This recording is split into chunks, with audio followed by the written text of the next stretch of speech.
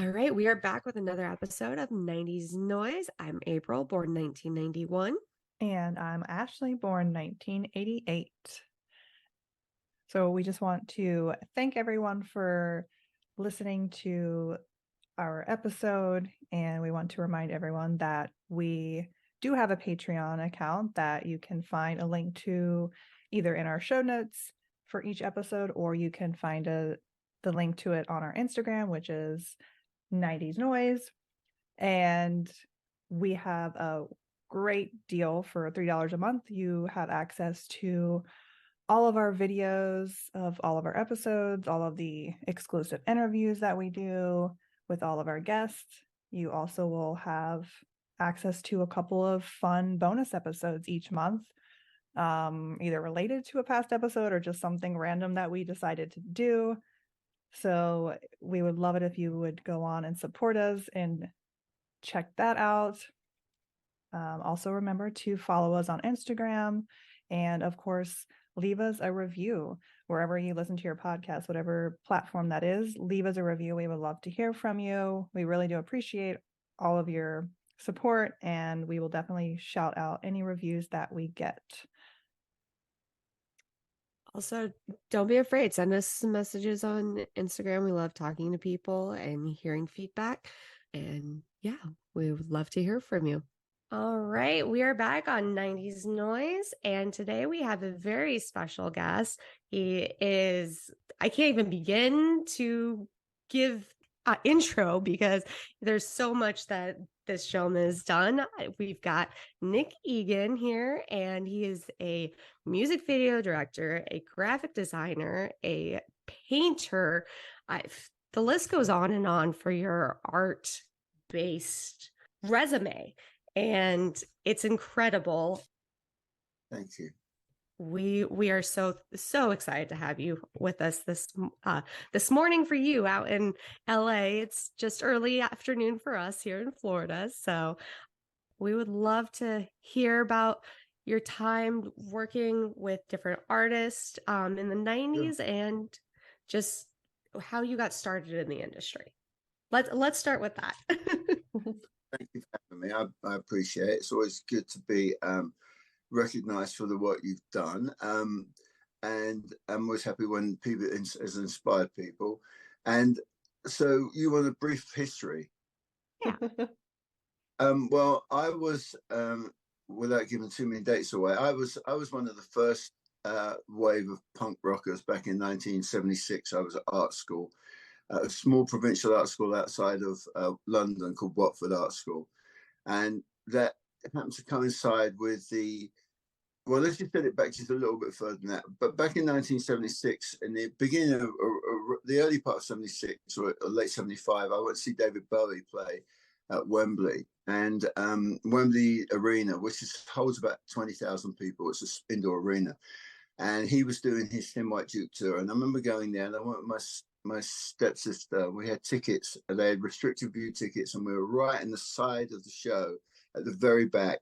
The only time you see David Bowie is if he came to the front of the stage. So, and then as we were leaving the show, we were almost run over by a fleet of limousines, and it was David Bowie. It was about 5 or 6 limousines went flying past, and I just remember at the time thinking to myself, "Oh, that's an interesting job." You know, what? I was intrigued by the mystique of it all, and then probably about 2 weeks later, I found myself. A friend of mine said to me, "There's this band called the Sex Pistols. We should go and check them out." They're playing at, well, first of all, they were playing at a club called Dingwalls, and we got there, and it had been cancelled. But then we ended up finding they were doing a residency at a club called the 100 Club in London on Oxford Street, and we went along to that, and there was about 50 people in the room. And what took me, what the comparison between the show at Bowie and then this Sex Pistols one was night and day, because the band actually were in the audience and they just got up on stage and started to play. So it's the complete opposite of the David Bowie at Wembley, which was very in an ivory tower, untouchable, unreachable, unattainable. Whereas the punk movement was all about everybody, and everybody was kind of equal. Now, I happened to be going to art school, and there was a friend of mine who was at art school with me, who sadly was killed in the very next year in a motorcycle accident called Mick North. And he said, oh, I'm really good friends. By this time, we've been going to see the Pistols every week at the 100 Club. And each week it got more people and more people and more people. And then Mick said to us, you should go, if you see the Clash, because by this time we've seen the Clash as well, you should go up to Paul in the group and say hi. So we saw him. He was like I said, he was in the audience, and I started talking to him, and he said, oh, you should do one of our covers. And it just, I hate to say easy, but it was just, we were in the right place at the right time. I was still at art school, so I was still learning how to be a graphic artist. And we were handed, we used to go to this, while we were at art school, we used to go up to, Watford was just outside of London. We used to catch the train into London, which was about 15-minute train ride into the centre of London. And we used to go to the record labels and pretend we had a fanzine. And we would go around to the record labels and say, we've got a fanzine. We used our college student magazine as our pretend fanzine. Anyway, to cut a long story short, basically we turned that fanzine in that student union magazine into our fanzine, and we would get free records. And one day we were up at a record label called Sire, and they had the Ramones and Talking Heads and various other groups, and they asked us if we would be interested in doing a T-shirt for the Ramones. And so we, bearing in mind we were still at art school at this time, we in our first year, I think, at art school, and we said yes. So we did these T-shirts. We did them really randomly in a real hurry, and we didn't put much thought into it because we didn't really know what we were doing. We were sort of making up as we went along, and then we had to go to. It was a limited edition, 1,500 T-shirts, and we had to individually hand splash them with paint. So 1,500 shirts was a lot of shirts. We only ended up doing about 800 or 900, and I think we threw the rest of them in the River Thames. But anyway, since that T-shirt has become a very iconic T-shirt and really expensive. I think it's sold at auction for about $2,000 if you had one of the original one of those ones not too long ago. And that was our first ever piece of, I suppose, commercial art that we did. And it kind of, after that, it kind of just spiraled. We were very lucky. Then we did the Clash. We did the White Man and Hammersmith Palais Clash record label. And then I got involved. And then we did a group called Dexter's Midnight Runners. We did their first album cover. And this is still while we were at art school. And then that spiraled off into a group called The Bureau, who I went on to work with. Up until this point, there'd been a partnership between myself and Peter Barrett, who now lives in Australia, and we did it together. But then he went off with the Dexys and I went off with the Bureau. But from the Bureau, I met Malcolm McLaren, who they happened to be on the same record label, a group called Bow Wow Wow were on the same record label. And so my long-standing journey and friendship with Malcolm McLaren started there with Bow Wow Wow, and I was responsible for the controversial parody of the Manet painting Le Déjeuner sur l'herbe, which was Lunch on the Grass, and it was basically a naked woman sitting on the grass having a picnic with a bunch of men, and it was very controversial at the time. And we did it with Annabella, and the funny thing about it was it's been touted as being inappropriate and all these things, but we never saw it like that. We never saw it in any sexual context. It was always about the art, and it was an artistic photograph that we parodied, and it's now in the permanent collection of the National Gallery in London. But that really sort of shot me to another level of recognition because I was responsible for that cover. And then Malcolm decided to go solo, and his first record was and by this point I worked with Culture Club, a girl called Kate Garner, who was in Hazy Fantasy, and I'd worked on various different single covers and everything. And then I decided I wanted to move to New York. And so I moved to New York in about 82, 83.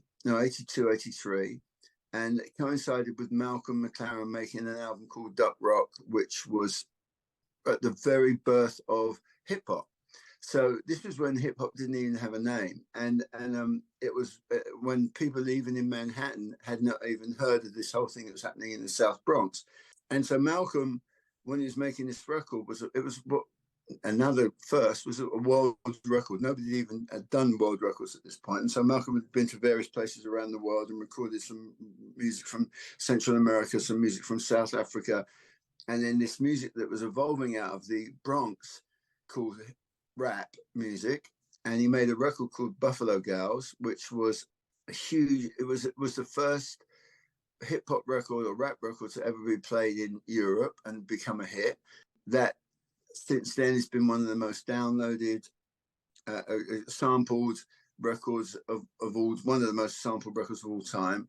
Eminem used it in his track where instead of saying two Buffalo girls go around the outside, he says two trailer trash girls go around the outside. So it really was a big influence on many, many other artists, both black and white artists. And my cover became famous because it was the first time anyone had ever seen the artist Keith Haring, who became hugely popular, and a graffiti artist called Dondi White. And then we designed this thing called a Duck Rocker, which in fact was a boombox that we customized. And the reason we customized it because Malcolm is one of these people that was really brilliant at putting together two things that didn't seemingly work together. Now, for example, Buffalo Girls was a mixture of hip hop or rap music, as it began to be called, and square dancing. Now, when he told that to people were going, "You crazy? They're so opposite each other. One is black music and one's really white music." And he said, "No, if you listen to square dancing, they're calls. They're an instructor who will say, well, take your partner by the hand and do your partner," which is an instruction on how to dance. And he said, rap music was everybody in the house go, yeah. So they were both these. So he put these two things together that were just, I don't know if how familiar you are with the Duck Rock record. It's actually the 40th anniversary of it this year. And it really, and I'm doing a book about it, actually. I'm just about to start a book with Rizzoli about the cultural influence that record had on the rest of the world, because Malcolm was also part of the design team called World's End, which was Vivienne Westwood and Malcolm McLaren designed all this very high-end. We used to go to the Paris collections to launch his collection.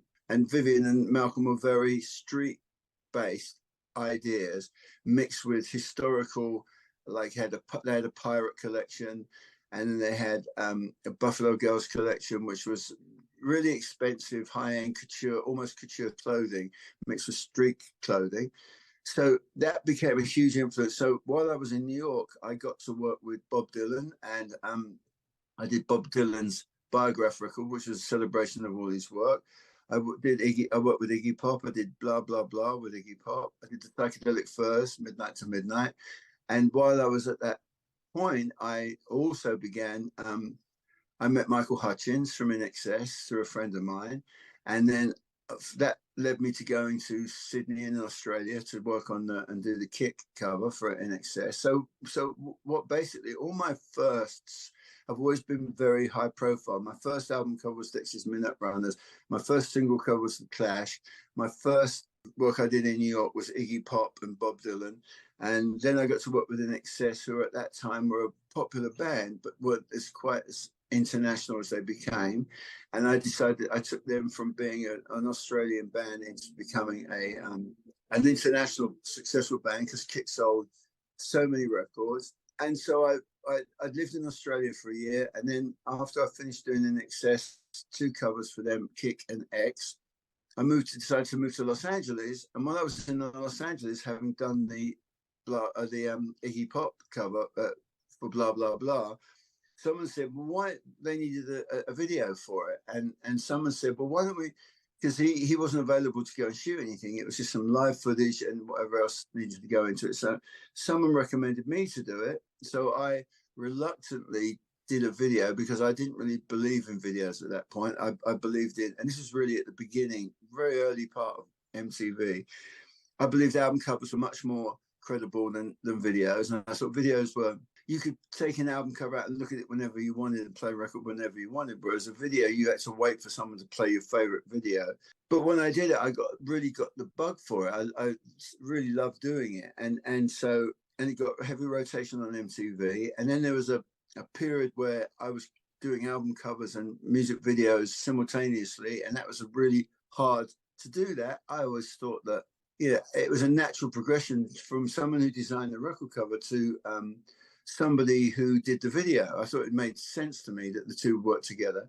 So it took a little while before I started to get anywhere. And in fact, I went back down to Australia and did some videos in Australia, particularly for a girl called Jenny Morris, who was one of the NXS backing vocalists at the time.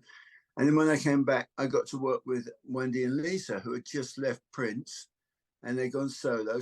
And they were great because they completely trusted my vision. And, I hadn't got any experience, virtually no experience. And so I did Wendy and Lisa. And then that led me to, and can't even remember what the next video was. I've done so many of them. But basically, I did some of these videos. And then I got to work with Kylie Minogue because Kylie was going out with Michael from NXS. By this time, Michael and I had become really close friends. And Kylie asked me to do a video. And she said she had an idea.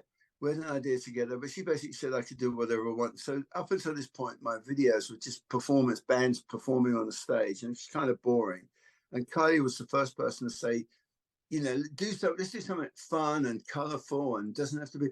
So I did Step Back in Time for Kylie, which was, I guess that was in the 90s, which turned out to be a big hit, but it changed people's perception on me because it wasn't, just rock and roll. I could do all kinds of music. And from Kylie, I did Belinda Carlisle.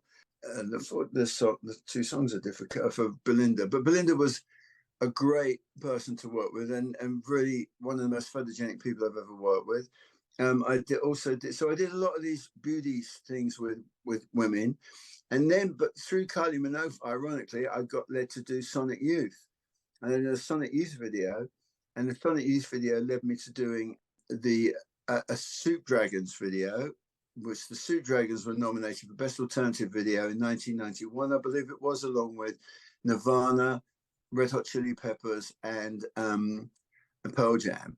So it's pretty big group I was category, and I didn't win it, but I think Nirvana won it, and that was the Smells Like Teen Spirit. So you can really get a sense of what the competition was, and that's one of the reasons I actually enjoyed making videos, because the competition was, I think now it's very much homogenized into sort of nothing, kind of everything looks a bit the same, but back then it was all different directors with different looks, and it was like Stefan Sidney and Sam Baer and Jake Scott and Spike Jones and myself, and we all had a different visual look. And that then led to doing Duran Duran. I'd just done Duran Duran's wedding album, which I did and they asked me to do the video. So I did the video for Ordinary World, and that shot me up into the super A-list of directors.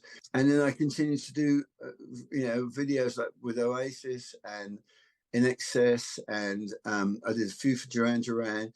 And then sadly, around the end of the 90s, beginning of the 2000s, MTV took a different turn. And I don't know, you guys are probably old enough to remember when there was a time when anybody's house you would walk into, MTV was on. MTV was on 24 hours a day. And what it did, it brought music into everybody's homes in this country. So coming from England, where it's a small country, and the population is like a tenth of the population, we had a show called Top of the Pops, which was on every Thursday, and everybody in the country would watch that show. So everybody would be talking about who they'd seen on Top of the Pops on the Thursday. It was the same MTV. You had a sense of what the country liked. The country became like one, as opposed to all these different little pockets and different areas.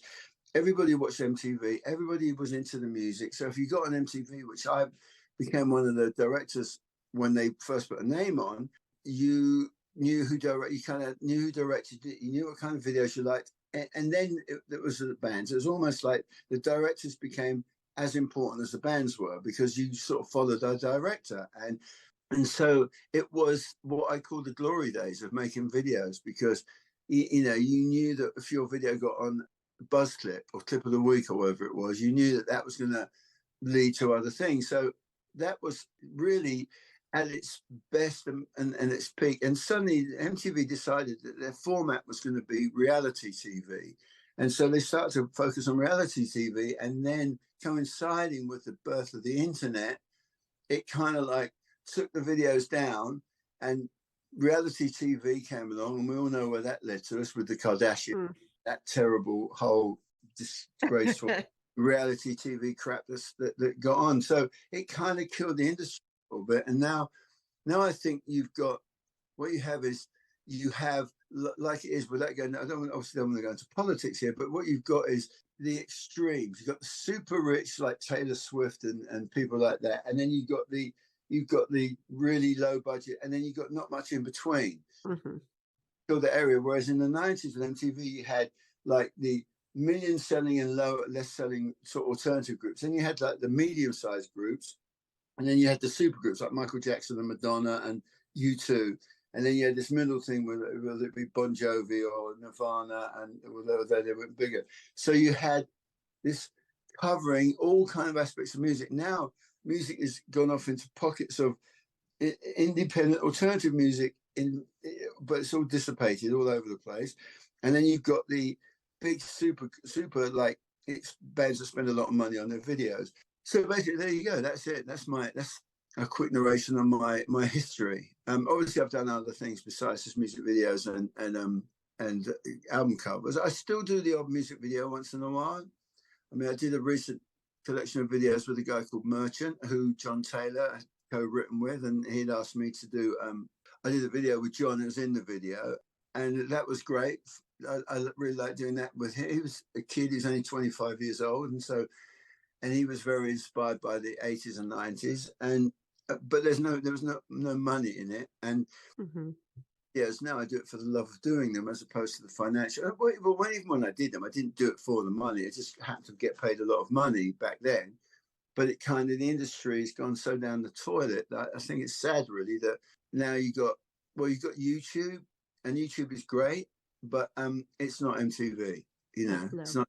I don't know what you think of that, but so that's basically it. That's my story. And now I do the occasional video. I'm doing a book about the Duck Rock cover that I did with a photographer called Bob Groom. We're just about to start to do that. I have a gallery in Glasgow that sells my paintings. I'm just about to sign to a new gallery here in Los Angeles, and I've done some bigger format paintings. And what I'm doing for my new paintings is I'm repainting my album covers. So I'm actually painting them on a much bigger format. So for example, I've just done the Bob Dylan bar graph. So I've done it big, huge, gigantic size, and I'm calling them unfinished because the covers are finished. So there's no point in me doing an exact replica of the actual cover. So I do it with acrylics on canvas, and I repaint the cover. But I leave some things out, like I left a type out of the Bob Dylan one, and I left a blank side of the canvas, some of it blank. And I'm just about to finish doing the Cult Sonic Temple cover that I did. And then next, I'm probably going to do the Duran Duran, because there's always been a request for me to reimagine my album covers in some way. And so and a lot of people ask me about that, and I've taken my time. And now I've done it. They have they have an impact to them, and by leaving them slightly unfinished, it makes them provocative, because there is a finished cover, but this was like the cover if it hadn't been finished, you know, reimagined, if that makes sense to you. So yeah, that's what I've been working on, and I've really been enjoying doing that. It's kind of strange painting something you did 20 years ago. So yeah, so that's been good. And if I get a chance, I can send you the copies of what that looks like. And then I've also been taking covers, like I took the Duck Rock cover and I reimagined it this time as a poster on a wall, and that people graffitied on it and wrote on it, stuck things on it, and so that's what I've been doing. And like I say, the next project I'm about to get into is to do this this book about Duck Rock. So there's a lot of in between all of that, but that's just basically, and if I told you everything, it would be here for like the next week. So I don't think that people, I mean, yeah, in this day, people think, they say they do a lot, but I don't really think people are as diverse as what I've done. I don't think people believe sometimes all the things that I've actually been involved with, and I don't want to sound like I'm bragging about stuff, so I tend to play things down a little bit, and not be too over the top, because I don't think people believe me in this day and age. But there you go. That's incredible. So kind of going off of good chunk of both of those, you did a lot of album covers, but you also did a lot of music videos. What kind of was your process about looking at, you were given this album that you're to do the cover for, as opposed to this song that you're doing a music video for? How did you kind of approach those differently? That's an interesting question, actually. Well, with the album covers, back in those days, I would go into, like a band or a management would call me and say, we'd like to do the album cover. Would you like to come down to the studio and listen to what's going on? So I'll give you an example with INXS. So I went to, Michael said, I'll come down to Australia, Sydney, when we finish off the album. And I went down to Australia, to Sydney. I stayed with Michael, and then I went to the studio to listen to them in the shit. And so what I do is I basically just sit back and listen to what the music was going on, but also listen to them, what they were saying. And a lot of bands would have a pinboard, and they'd have tear sheets or things stuck up on the wall that like as they were going along. Oh, here's a photograph from so-and-so, we like this, so they stick it up on the wall. And I would look at things like that. I listen to them talking. I listen to the producer. I'd make mental notes inside about the music. And so what the important thing back then was first thing you got from the album cover wasn't the music, but an image. The first thing you would see would be the important thing. It was really important that the image you did for this record cover conveyed what the music was as strong as it could. So for example, with INXS, the first things you would see of Kick would be a poster or like a picture of like in the inside cover. I did a gatefold sleeve with it, and you got a picture of Michael's hand pointing. So we would put things up like that. So you have to sort of bring people into the to the sort of texture of what the sound was like visually. And so that's the way I would interpret it, was from being in the studio, obviously in discussion with the band. I would discuss with the band what I had an idea of, and I remember saying to the band, "Listen, you're not an Australian band. You're not a Sydney band. You're an international band. We have to lose some of the Australian thing and make you an international band, because the trouble at the moment, everyone's perceiving you as being an Aussie band. I didn't want them to be like that. I wanted them to be international, so I wanted to go with sort of contemporary fashion look and keep it stark and focus a little bit on Michael, because I always knew that Michael was one of the greatest rock stars ever. But even then, he was at the pinnacle of his career, but also still make it look like a band. It was still a band without it being just to focus on Michael. So that's the way I go with that. And it was a much longer process of thinking with an album cover, because you have to take into consideration what the whole points of purchase would be, and that points of purchase being like the posters, the other single covers. So there's a much greater creative energy needs to be put into when you do an album cover, because it leads into other things, including into video. So, and Richard Lowenstein took that idea for the Need You Tonight video completely from the album cover.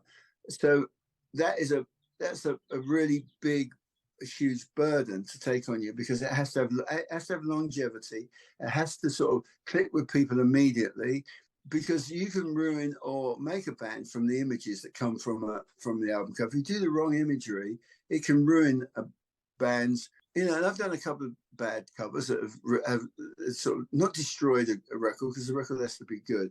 That hasn't worked. So I've made a couple of mistakes, but the big successes have been big successes because I've embedded myself into the studio and been around the band and been part of the band and felt what they were feeling. With music videos, I listen to the music and I listen to it like repeatedly until I feel something something within it that says something to me, like it could be anything. It could be abstract. It could be like a spaceship or a desert, or something will come into my head when I'm thinking about it, and then I kind of make notes to this stream of consciousness, or something will be very obvious. I'm trying to think of it with Ordinary World, for example. I thought I want to make it. Obviously, it's like an ordinary world, but really, it's not an ordinary world. It's an extraordinary world, and I want it to go. But in an ordinary world, there's good and bad things happen. So on the day that somebody's getting married, there's also somebody living in a war zone that's getting bombed by somebody. So I wanted to try and bring that into that juxtaposition of that. So what I do is I let the music take me over, and then I go back, and then the last thing I do is look at the words, and then within that words that I look at, I'd see how they work with what I've been thinking, and then I piece together an overall concept from that. So that's how I really base most of my music videos. Sometimes I just look at the title of the song and I go, oh, this is a great, like I like I'll go on. I did a video for this. I was telling you about this guy called Merchant, and that John Taylor wrote and co-produced, and he had a song called "I Don't Feel Like Dancing." And it's about basically he's his girls left him, and now he doesn't feel like dancing. So I decided to do the complete opposite. So what I did, I took all samples off the internet of all dancing, every dance, contemporary dancing, Saturday Night Fever, square, every kind of dance you could think of, Northern Soul in England, and I made a collage of all this dancing, Gene Kelly and Fred Astaire, and made it, because it's an uplifting sounding song, even though the song is saying I don't feel like dancing, I made it all about dancing. So sometimes I do the complete opposite of what the title says, just to sort of play with it. And that was, I did that video for nothing. I just got an inspiration on it one day, and I put it together really quickly. And it's all library footage that I put together of dancing, and I've layered it. And so sometimes those ideas are that they come to you in the title without even listening to the music. So I can't say there's any one specific thing I go for in terms of concepts, or not one specific route that I go down, but more likely but I do have an approach, like I said, listen with videos, listen to the song over and over and over again. If the title doesn't grab you in some way, like you go abstract or literal on the title, that stays in my mind. I don't listen to the words. I try and avoid not being influenced by the words in the beginning. I just want to see what the music does to me inside. Does it make me feel happy? Does it make me feel ominous? Does it make me feel anxious? Does it make me feel fear? Does it make me feel angry or whatever? That you obviously girls know that because you listen to music. Music is the one thing of the arts that gets you in the heart, and really it makes you feel in a good mood or a bad mood, and so listening to music that stirs up the emotion more than any of the other art forms. And so that's why I try to let the music dictate to me what the kind of feeling of the song is going to be, or the video is going to be, and then take it each step after that. There you go. That's awesome. Love it. I was gonna say that definitely translates very well in your music videos. With you saying that about how you're listening to the music, that really does make a lot of sense, and I can see that in the works that you've done. But I do have a question about sort of making music videos in the 90s. How was that process like, with the technology being more limited and everything? Kind of how did you edit those, and how did you make that final product come to be? That's an interesting question, because absolutely technology has changed it to the point where now I edit and shoot and edit and do it all myself, because you've got this technology that you can mess around with. So when I was shooting videos in the beginning of the 90s, end of the 80s, it was very much you shot it on film, and then you would have a certain amount of film. So it wasn't this endless supply. So you'd have a certain cans of film, either 16mm or 35mm, and you would shoot it, and then you'd have to get it transferred onto videotape, and then transferred with a time code onto a 3/4 inch editing. So the 3/4 inch was about that thick. Yeah, it was a tape that thick, and then you would an editor would have a time code on it. So an editor would like take the day, all the dailies would be on these 3/4 inch or U-matic tapes, and the editor would get that assembly done and then take bits from that and edit it by coinciding the numbers with each other. So it's a really laborious. It was a lot of press, click, rewind, press, click, rewind, press, and it would make a noise, when it would spin back. And it was a clunky, really. And then when you edit it together, it looked like shit because it was 2 generations of tape together with a time code on it. So you'd have to explain to the label, that it's not going to look like this. It's going to look a lot better than this does. Don't worry about it. It's a much better quality, and they would never get it.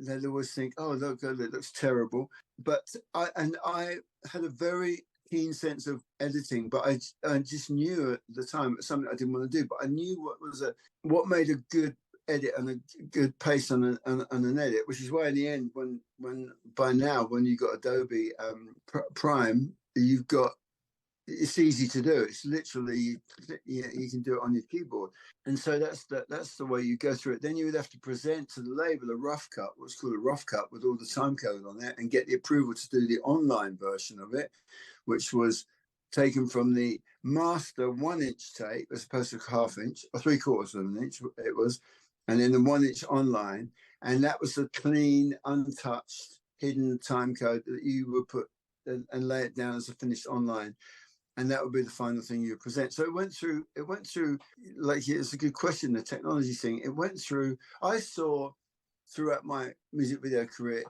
how things changed from even special effects and things that you couldn't do back in 1987 that became easy to do by the time we got into the new millennium. So it was really a very, very fast transition from one to the next, and it all looks so much easier, and it is easier. It's a lot easier than it used to be, I've got to say. So I think people don't really realize how cumbersome and hard it was to even put an edit together on the video compared to now. Absolutely. So kind of going about, I know we were talking a little bit before we started recording, you're talking about how close you are with Duran Duran, and you have been. And so you've worked with them numerous times throughout both your career and theirs. How did going about the concepts for their music videos differ as they grew and you grew as both artists? Well, that's also interesting. They sometimes, like the example I give you is the last big video I did for them was Pressure Off, and that was they wanted to use the photography of a photographer. I can't remember his name. It was a photographer from the 1940s and 1950s who had a series of photographs called Jump, and he took pictures of Marilyn Monroe jumping and all different people, and because he said that everybody when they jump is equal, so they wanted to sort of bring those to life. And so Nick Rose had a specific idea about it. He wanted to do that thing, and I said, well, why don't we just do it with a really super slow motion, and so and make it more contemporary and have it like. So that was a question of Nick had an initial idea, and I took that idea and I turned it into something else. Sometimes they have an idea, I'm trying to think specifically of one where they've got an idea. Usually what happens is they have the seeds of an idea. Sometimes they have a specific idea, like with Pressure Off, Nick really wanted to get this idea of people jumping. And so I took it and made it 1,000 frames a second. So they're jumping, it's moving, but it's really, really slow.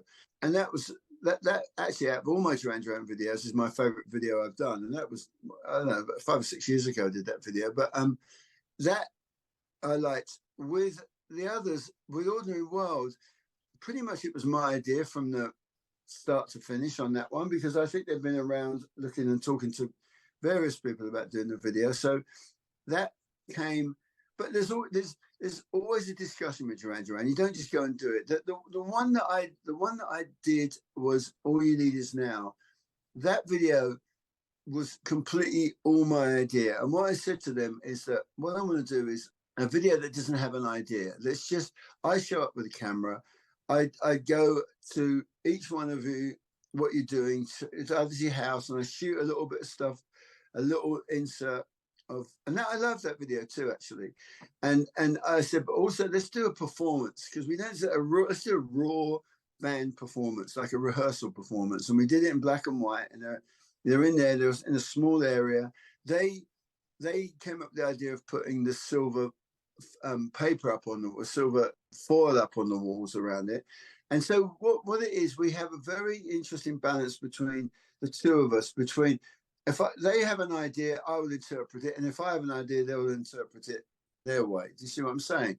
Yeah. So it's always been a great collaboration, and I've always bailed them out, because the videos I do always tend to coincide with, just as they're like, especially Ordinary World, where they were almost like finished at this point. And Ordinary World was a beautiful and brilliant song, but also the video got, MTV loved it so much, it reinstated them as who they are.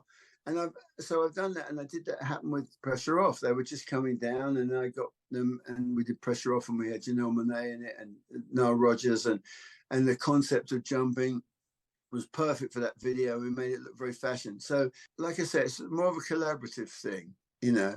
Like the other group, the group I've done most videos for, funny enough, is Oasis. I've done more videos for them than I've done for Duran Duran.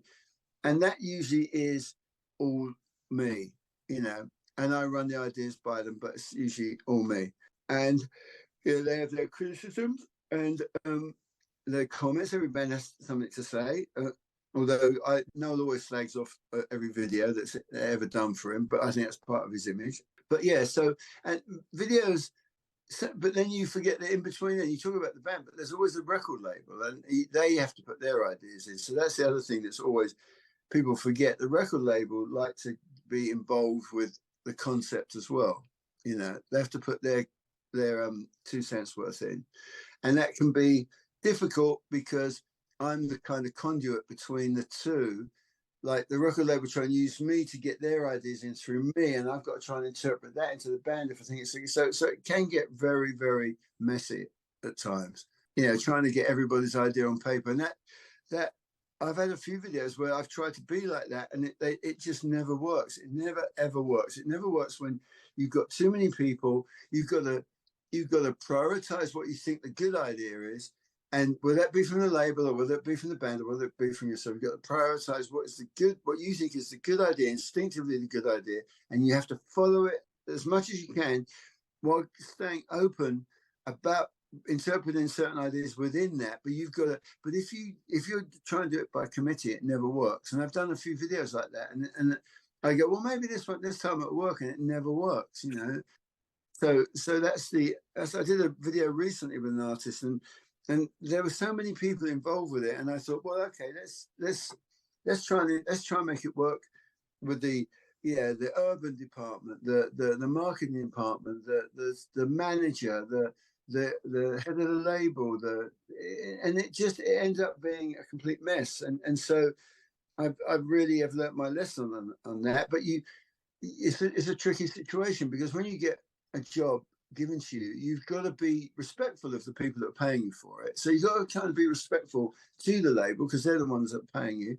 But you've got to be respectful, but you've also got to be able to say yes in order to say no, if that makes sense. So in other words, if they come up with like a really insignificant idea that isn't in effect, you say yes to that one in order to say no to the big one. So if you say no to everything, then you're going to have a difficult journey. But if you say yes to a couple of things that you say, okay, I can put this in, like, okay, we think he shouldn't be wearing a black shirt, we think he should be wearing a blue shirt, then you go, okay, yes to that. But, you know, we don't like the sort of concept of of what's the narrative is running through it. You say no to that, you know. So that way they think that they get the impression that you're collaborative, even though you're not really being collaborative. You're just knowing the right places to say yes and the right place to say no. It is a very political game, and it is a very tough thing for a director, because then again, I forgot you've got the management who like to have their say in it, and I always ultimately go for what the band wants above anybody else. So if the band, because it's their video and they've got to live with it. So if it comes to anything, if it comes to acquiescing over anything, it will be towards the band. And again, it's like if the band have a great idea, you'll usually go, the band got this idea, but the record label hate it. And you've got to somehow politically keep that okay with both parties. So you can say to the label, well, yeah, I get why you might not like it, but if we do it this way, then it'll be okay. And that placates them while also keeping the artist happy. And then what I'll do is sometimes I'll say yes and then ignore the label and hopefully it will get through, but always have the contingency that I might have to put it back in at some point. So it really is a lot of human psychology and a lot of messing around with different political aspects of what you do. Is there anyone that you would love to work with, either through a music video or artwork, dead or alive, that you just would love to have the opportunity to work with? That's a good question. Well, it'd have to be David Bowie.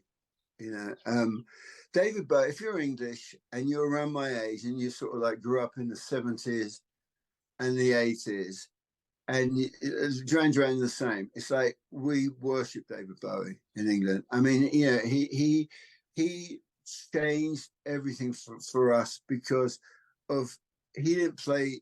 He was nonconformist.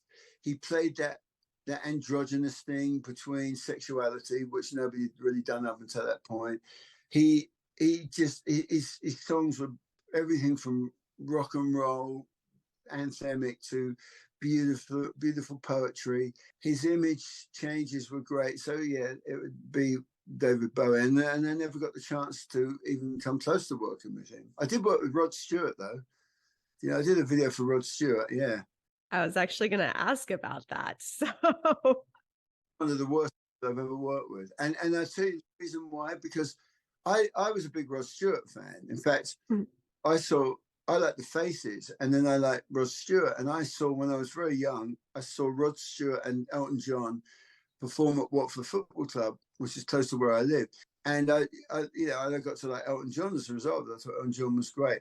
And so I've always thought, Robert, when I worked with him, he was a prima donna, and he just was like, there was a point where his assistant, her name was Annie, and she would be there and she'd be telling me, with Rod Stewart standing right next to her, well, Rod thinks this, and Rod thinks that, and Rod said, and I said, well, if Rod thinks this and Rod thinks that, why doesn't he tell me himself? He was standing right there. He was, and I was so disappointed, because he was that's why they say you should never meet your heroes, because they can let you down. So Rod Stewart, I just thought was the biggest pain in the neck, and I would never want to work with him again after that. So that's a disappointment. But yeah, so to answer that question, yeah, undoubtedly David Bowie would have been great. David Bowie would have been a great one. Absolutely. I would have loved to have seen what you would have done for any of his stuff. That would have been, man. Going through, I love that you have a website. Honestly. Right. Oh my gosh. It was just so mind-boggling, like going through and seeing all of your work. It was so nice to see it all in one place. It's very well done. Yes, absolutely impeccable. Yeah, thank you. That's really nice of you to say. So people that do websites are not as important as they used to be, are they? Really? No. I miss that, like being able to go to a website and have all the information you're looking for in one place. And I love getting to see the different artwork you've done. It was nice to have all of your archive of music videos there too, instead of having to go onto YouTube, type every single one in name by name for us to get it back fresh in our memory. It was nice to just be one. I don't think in the archive, I don't think I've even got all of the videos. No. Yeah, I guess I chose the ones that I thought were my favorite and that I'm most proud of and represents me the most. It's quite a few, but it's quite a few that as well. Oh, that's really sweet. I'm glad you like that. That's good, because as I say, I've done so much. It overwhelms me, the amount of stuff I've done. you know, that I can quite honestly leave this world and say that I put my mark on it. You know, and I've inspired people and generations, and I still do, because, you know, one of the things I get invited to speak at certain things. Like I went to New Zealand and spoke at a conference down there called the Incredible Age, and I went to Brighton and spoke at the film school. I just did a thing with Nike, up at Nike, on their Inspirational Friday speakers thing. So I get to understand my place in history, cultural history at least, and so that's something it's nice to know in your lifetime, because a lot of people don't get to experience that in their lifetime. A lot of people from the past, in particular, they don't become well known until they're already gone. You know, so from that respect, it's good to understand what your worth was, whether it's worth less or worthful. Worthful, is that a word? What it's good to understand that in your lifetime. I've realized at times, you know, that it's only pop culture. It's not changing the world, but music does have the ability to change the world, you know. And I'm sort of disappointing. I do have a political agenda sometimes, and I do it in my t-shirt stuff. But I'm kind of disappointed there are no bands like The Clash or U2 that talk about the bad shit that goes on in the world and tries to rally people around. You know, we could have done with some of that over the last few years, really, just to rallying cry for people who believe in a certain thing to stick together. So that's a bit disappointing, I think, with this last couple of generations. I did notice in the Bon Jovi's Dry Country kind of had a little bit of I've got to tell you, I didn't graduate or anything, but I did go to film school for a couple of semesters because I was looking at going into the industry. Growing up in the Midwest, that just wasn't a very plausible avenue. We're in the Midwest. Kansas. Oh, right. So my wife's from the Midwest. She went to the University of Missouri. Really? Yeah. Okay. She went with Brad Pitt. Brad Pitt and her were friends that he went to. Yeah. Yeah. So yeah, I get that. I understand that. It's like it's not like you're living in London, New York, or Los Angeles, but you're in Trent, where it's part of the. It's like part of it is the industry in there as well. London, not so much as LA. LA is a complete industry town. But yeah, so you were saying about Dry County? Yeah, the film, the cinematography and the composition used in that video was just incredible to me. And what was your process on finding those locations and those people in the black and white portions? Like Bon Jovi had the fire around them, all that in the desert, but I was really awestruck by the black and white portions of that. Well, he had a very specific thing in that John Bon Jovi did. And John, you know, I did a couple of videos for them. And the first video I did for them was, I Believe. That was the first video they'd ever done, that they never changed a single cut in it. But the second video was Dry County. It was a 7-minute song. So it was a long song to keep it going. He wanted to say something about, he wanted to say, the lyrics talked about, basically, I think Dry County was a metaphor for the work and jobs and everything drying up, and so what we did with that, we went to the desert just outside of Los Angeles at Lake Mirage, and it's about 80 miles outside of LA, and we shot on that flatbed there. So we shot that on a 35mm camera in the desert.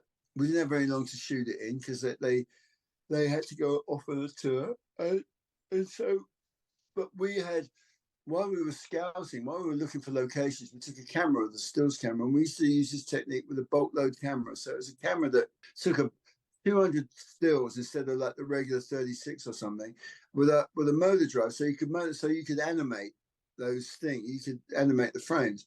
And we, you know, all those people, we found some people, and we had some of those were just the crew. You know, so we took pictures of the crew. And we went and drove all around the outskirts of Las Vegas. We went to Las Vegas because we figured, Well, Las Vegas is the American dream personified, but it's usually blue collar working people that don't make a lot of money, that go to Vegas and hope they're going to win. So we went in it with that sort of approach, and we've got some great characters. But like I said, a lot of them were the crew, because the crews always have interesting looks. So we did that, and then John Bon Jovi came up with the headlines that said whatever it was that they said in there, and so that was a tough video because it was 7 minutes long. It was really tough to keep it interesting, and I had an argument with John Bon Jovi over it because he said we've only got 4 hours with him, and then he had to go, and I'm like, well, you've got a 7 minute song, that's not gonna, so we had to make it work with what we had. It's a very moving song, a very moving production of a video, and I loved it. I appreciate it. You say that about that song. Yeah. Yeah, that was going to be my next question, was what has been the hardest thing you've worked on, like music video wise? Has there been one that's been like really was really challenging for you to do? Well, probably my most famous video of all is the Alanis Morissette, You Ought to Know. That is the one that it gets on top 10 lists and all this kind of stuff. She was a complete and utter nightmare to work with. Not during the shoot of it. She was great, and in fact, she's the one person I can honestly say that when we were filming her, especially when I'm filming her on the white, where she's wearing all white, and she's in the desert, and when she's running around, I've never seen a crew stop what they were doing and look at her. These crews are used to working with every person you can imagine. Nothing phases them. And I looked around at one point, and I looked at them, and their jaws were dropping because her performance in it was unbelievable. But she was a pain in the neck because she wanted to change everything at the end, and even then she went into the media and started to say that if it hadn't been so this is not so much a difficult thing. It was more of a difficult thing. She showed up with all these. She told me she only had a couple of changes, and when she showed up, she had about 200 changes, and I fought her because at that point I was a bigger star than she was on MTV, and so I was like, I know what I'm talking about, and I acquiesced on a couple of places, but. And then she went in the media and she started to say, if it hadn't been for me, this video, and so it left me a bitter taste in my mouth. So it was an unpleasant experience because I've since seen her and she's since apologized for some of the stuff she said, but she was very bratty in that respect. And she'd had a couple of hits in Canada, I believe, where she was like dressed in a mini skirt, like a bimbo, but she also, when I was filming that, I was shooting on Super 8, and Super 8, it's not the most complimentary film stock you can use, and she had really bad skin at the time, and she also had a monobrow, her brow met, and she was mugging the camera, and she was like, she looked so masculine that I kept a distance from her. She wanted more close-ups, and I said, no, they don't work. And so I just think the aftermath of filming it, I never wanted to do it in the first place, ironically. I didn't want to do the video. This is an interesting story in that whole video. So I was asked because I'd done a video with a guy called Guy Siri. He used to work at Madonna's record label. I can't remember what the name of her label was. And so he wanted me to do this Alanis video.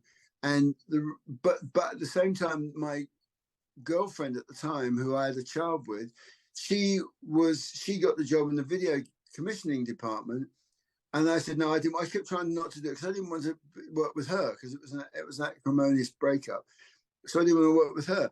And then when they persuaded me and said she won't be involved with it, I still for some reason didn't want to do it. So what I did was I wrote a treatment that was like a paragraph long, something to the words of, I will go to Death Valley. I'll shoot a video, blah blah blah. It will be great, or something like that, right? So they said, great, go to Death Valley, which I love Death Valley. I've been to Death Valley and got some of the Bon Jovi stuff there. And I went to the Death Valley. And when I got there, nobody on the crew knew what I didn't know what I was going to do. And it's the funny time I showed up and I'm like, what am I going to do now? I've got here. I just figured some places, and I was kind of shit. What am I going to do? I don't know how to do. So one of the girls, friends of mine, she was there to shoot stills. She carried she had this little mini suitcase with her.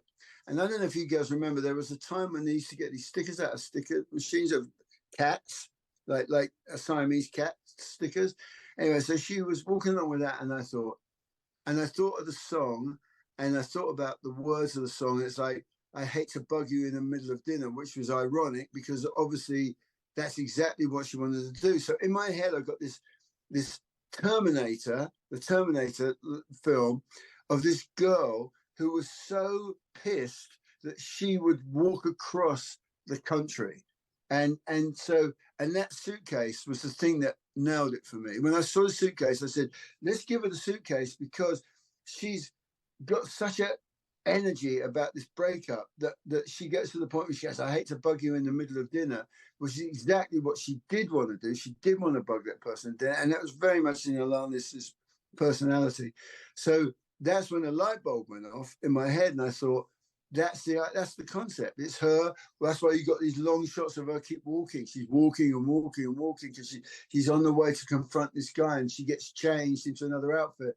And I thought that was the only time I've ever made it up on the spur of the moment. And it ended up being one of my most successful ever videos in terms of so many things. It was in the top 10 most influential videos of all time because of what women in rock. Because up until this point, women were more perceived as sexual objects rather than performers. And she was very much rocking out in that video. And it helped to inspire the Lilith Fair. And so that video has been so influential based off of me not wanting to do it and seeing a friend of mine carrying a suitcase was what got the concept across, which made the whole thing work. So that's an interesting question. It's a funny one because on one respect I go, it was the most difficult, but also on the other respect I go, well, that was the time I just made it up as I went along, and it was brilliant, from that. Yeah, so that certainly is one of them. I mean, every video you go through a nightmare on. It very rarely goes easily. You've always got conflict somewhere along the line. So I can never say they're all like that, but there is a point in every video where you think it's all going great, and suddenly someone sticks a spanner in the works, and you've got to rethink things around. And I think that's happened on nearly every video I've ever done. There's always been some conflict that you have to resolve, and yeah, being a director, a lot of it is about being like a diplomat. Like, you've got to be diplomatic. You've got to be like, you've got to try. And I explained this earlier. You've got to try and be able to say yes in order to say no. It's not worth having a fight. It's not worth having a fight over a pair of shoes in the video. It's not worth it.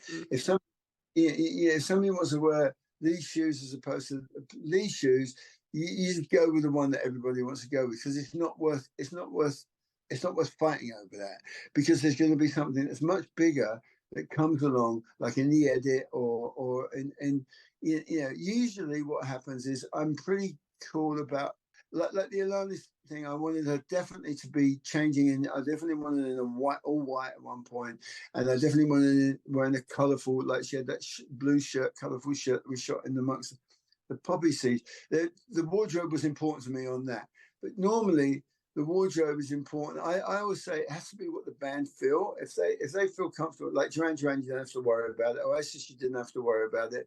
They've got their look. I don't want to change a group's look. I want to work with the look they've got. So rarely does that come up. But usually you find a lot of the conflict is to do with the wardrobe, what they're wearing. And so I've learned to be able to go along with the consensus on what a group is wearing, unless I need a specific color to work in a video. Then I get involved, because I feel an artist is always going to be happier wearing what, and I always insist, even when we've got a stylist, that they wear something that belongs to them. so that whether it's a pair of shoes or a pair of socks or whatever it might be, a bra, it doesn't matter. But just because I want them to also feel that they're in their own skin and not in someone else's skin. So those are the arguments you tend to have the most about the wardrobe, and also the way someone's lit. Is making sure that somebody looks good. My thing has always been, I want that person to look good. That's why with women, I was really respectful. Like Belinda Carlisle, she's the most photogenic person I've ever met in my life. I mean, she just, when you turn the camera onto her, you can't help but go, oh my God. She takes your breath away. She's so photogenic that you could lie to her anyway and she'd still look great. Kylie Minogue was the same. She's got that. And women are tough because women are more, not narcissistic, but more concerned about their look, especially the older they get. And I appreciate that. It's we're living in a world where it's acceptable for men to get older, but it's not acceptable for women to get older. And I think that's wrong. And I think that although with Duran Duran, when I did the one, what's it called? All You Need Is Now, I told them, look, I think you're looking a little bit rough around the edges now because you're 50. If I try to hide that, you're going to look like you're hiding something. So I said, you got to just come to terms with you're older a little bit, and they agree. They agree. So they look. So I made it a bit more gritty with them for the first time. They're the only group that are like girls when it comes to the way they look. You know, they really are. They spend like hours on the outfit where their hair looks like. But yeah, so it's so there's always a conflict, and I think that's just part of what you have to do. You have to be prepared for conflict, but you also have to be flexible. You don't want to be a yes man and do yes to everything, because I've tried that and it doesn't work. But you always be prepared for, it's never going to be as quick as you think it is. It's always going to be longer. It's, you know, you might be working and rocking and rolling for like 5 straight hours and it's all going around you ahead of time, but something will always come up that will stop you in your tracks, that you slow. So you got to be prepared for the worst all the time. That's one of the things I think I have really mastered is and a lot of this a more recent generation don't get. They can't deal with things that when they are a mistake or go wrong. They can't handle it, don't know how to handle it. Whereas I always had a contingency. So if anything went wrong, like if we went out, it started to rain, I would say, well, let's make rain part. Let's make rain part of the environment. Let's, or if you got to a place like I did with Bon Jovi, where I believe, the one we shot in Italy, where we were looking for studios, I went into the foyer of this one studio, and I thought, this is it. So we shot in the foyer of the place because I wanted them to be in a small area where they were on top of each other. I didn't want them to be in a big, and so we shot it in the foyer of the stage that they wanted us to shoot on. So that ability to be able to think on your feet and go, okay, because that's what life is. You show up to somewhere, it's not quite what you want, and so you've got to be able to adapt to it. So I think with videos, I've had that ability to be able to go, okay, it's not the end of the world. We can make this work, and it always does. You know, 9 times out of 10. So that's been my philosophy pretty much for making videos. Not so much an album cut. And here's the difference between the two, which I enjoy. I love the teamwork of a film crew, of going on a set and seeing all these people you know socially because of being working on film with them, the grips. I love the familiarity of the cameraman, the production designer, the electrical department, the build. I love seeing those people that you work with a lot, and you got this thing that you work together. And I always like in a film set to being like a band. You've got the singer, who's the director. You've got like the cameraman, who's the lead guitarist. You've got the production designer, who's the drummer, and you've got like the gripping department, who are like the bass player, the keyboard player. So that's the way it is. So you know the focus is going to be on me primarily as a director. So you're the kind of like front man to the whole thing, but you got this band behind you that are putting out a really, really great sound and make you perform great. So they bring your performance to a great level because there's such a good band in behind you. And then on the other hand, I like the solitude of doing artwork, of it just being me, and I make the rules, and I don't have to worry about anybody else, and it's all about me. So I have a solo career and a group. So it's got a band. It's like Mick Jagger coming off of the Stones and doing a solo record. That's what it feels like a little bit. And so I like both. I like the solitude. I like the fact that when I'm doing the artwork, I'm doing it at my own pace, at my own time, at my own discretion. I'm not worrying about what other people think. I'm not worrying about what colors I should use. I'm not worrying. So they're the two parallels I draw. So there you go.